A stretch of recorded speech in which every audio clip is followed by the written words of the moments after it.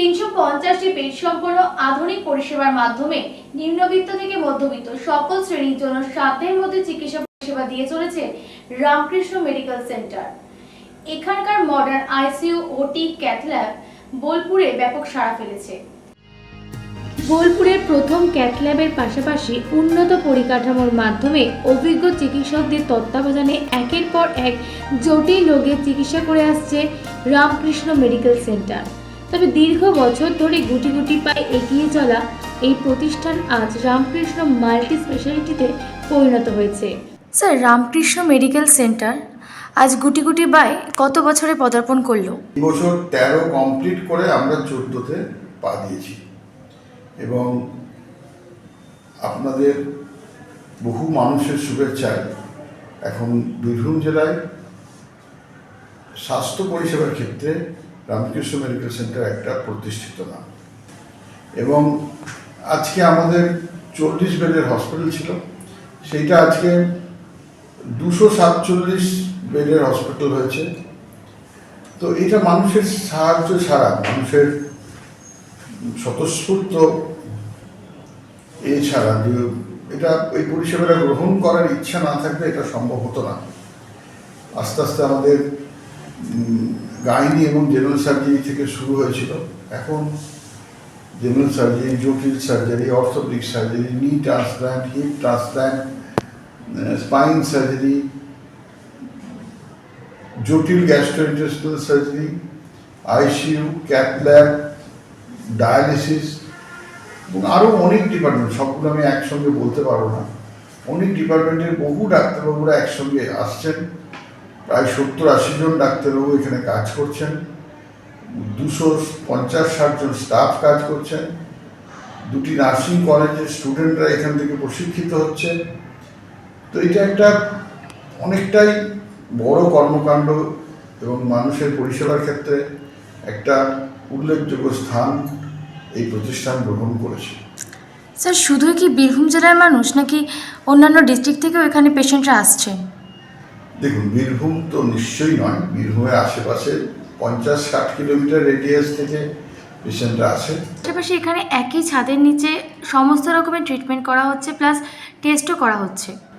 হ্যাঁ, নিশ্চয়ই। টেস্টের ব্যাপারে দেখুন, আমাদের এখানে প্যাথোলজি, আমরা গর্ব করে বলি যে আমাদের প্যাথোলজি যে কোনো জায়গায় আপনি চ্যালেঞ্জ করতে পারেন, যে কোনো জায়গায় আপনি প্যাথোলজিটা এগোন। তার কারণ কি, আমাদের প্যাথোলজিটা প্রত্যেক মাসে আমরা গত 7-8 বছর ধরে আমরা সিএমসি ভেলোরকে দিয়ে আমাদের প্যাথোলজি ইউনিটটা কোয়ালিটি অ্যাসেসমেন্ট করা হয়।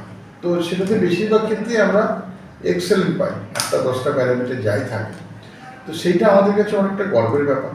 এবং প্যাথোলজির যে মেশিন, ফুললি অটোমেটিক মেশিন এবং তার রিয়েজেন্ট, এগুলোও যাতে হাইয়েস্ট কোয়ালিটি হয়, যারা কাজ করে তাদের যাতে মোটিভেশন খুব ভালো থাকে, তার জন্যে আমরা মনে হয় বীরভূমের মধ্যে টেকনিশিয়ানদের পেমেন্ট আমরাই বোধহয় সব থেকে বেশি দিই।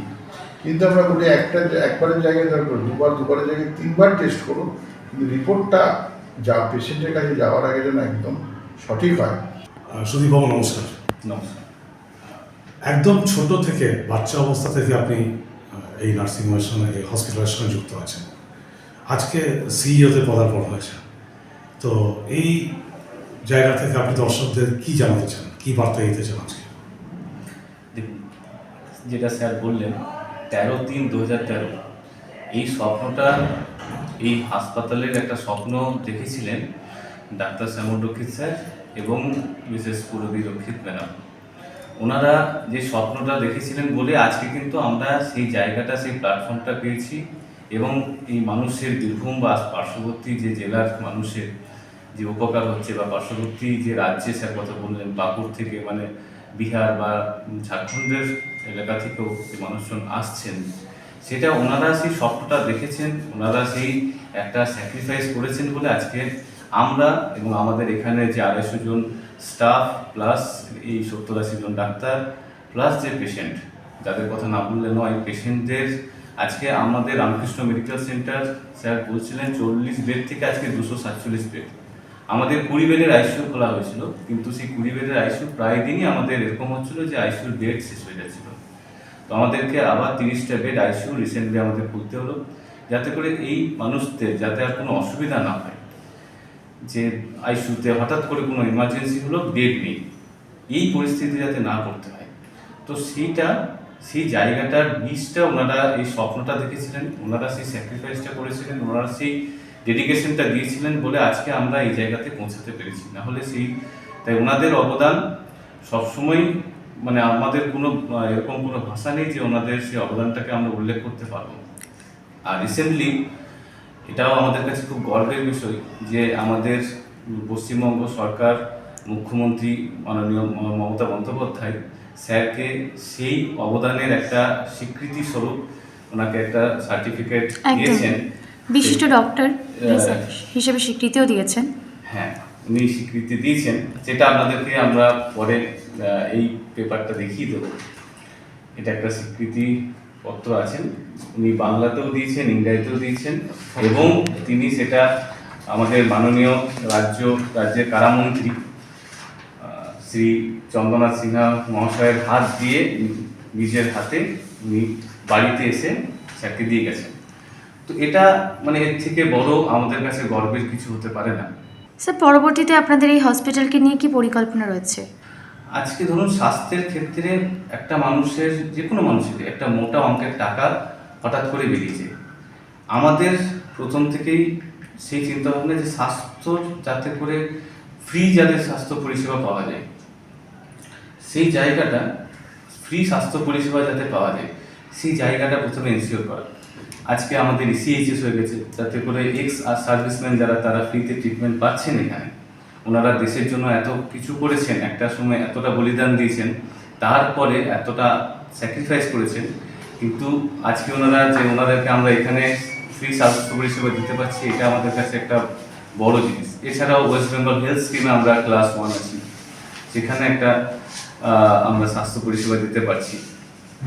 তাছাড়াও আমাদের বিভিন্ন ইন্স্যুরেন্স, মানে আমরা all government insurance, private insurance সবার সাথে আমরা টাই আপ করছি, যাতে করে সমস্ত মানুষ, এছাড়া এই যে স্বাস্থ্য সুবিধা দেওয়া নেই, যেটা কোয়ালিটির জন্য একটা বড় শুধু স্বাস্থ্য বা বেড আমরা বাড়িয়ে দিলাম সেটা নয়, কিন্তু কোয়ালিটি হেলথ কেয়ার, সেটা প্রত্যেকটা মানুষকে যাতে আমরা দিতে পারি, তার জন্য আমরা এনএবিএইচ এন্ট্রি লেভেল আমরা অলরেডি 2021 সাল থেকে সার্টিফাইড।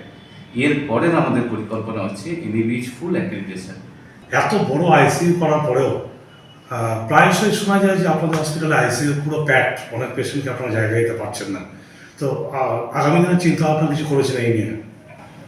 আমরা যখন আইসিইউ শুরু করি, তখন আমরা ভাবি না কি ব্যাপারটা এতটা লোকেদের মধ্যে, এটা একটা এতটা মানে পপুলার হয়ে যাবে জিনিসটা, বা আমরা এটাও ভাবি না কি লোকেরা এত ভালো করে অ্যাকসেপ্ট করবে এইখানকার আইসিইউ কীরকম হবে না হবে। প্রথম লোকেরা এটা দুবার ভাবতো, কিন্তু এখন এই রিসেন্ট মানে বোলপুরে আইসিইউ বলতে সবাই এক কথায় রামকৃষ্ণকেই চেনে।